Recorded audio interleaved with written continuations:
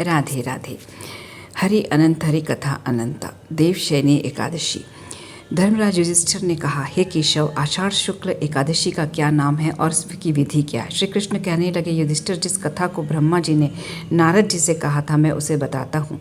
नारद जी ने ब्रह्मा जी से इसके विषय में उत्सुकता प्रकट की और सतयुग में मांधाता नामक एक चक्रवर्ती सम्राट राज्य करते थे। उसके राज्य में प्रजा बहुत सुखी थी, लेकिन उनके राज्य में 3 वर्ष तक वर्षा न होने के कारण भयंकर अकाल मचा, त्राही त्राही मच गई।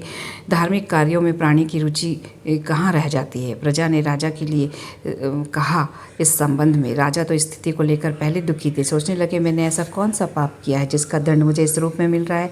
इस कष्ट से मुक्ति के उद्देश्य से वह जंगल की ओर चल दिए। वहाँ विचरण करते हुए ब्रह्मा जी के पुत्र अंगिरा ऋषि के आश्रम में पहुंचे। श्री शिवर ने आशीर्वाद के उपरांत कुशल क्षेम पूछा और जंगल में विचरने का कारण पूछा।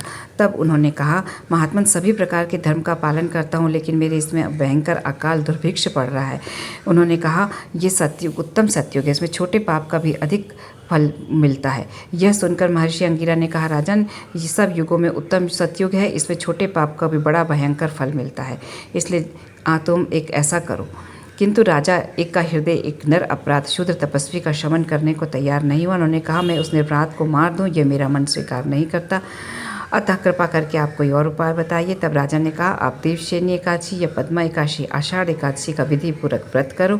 उन्होंने राजा ने इस देवशयनी व्रत किया, इसका महात्म्य किया और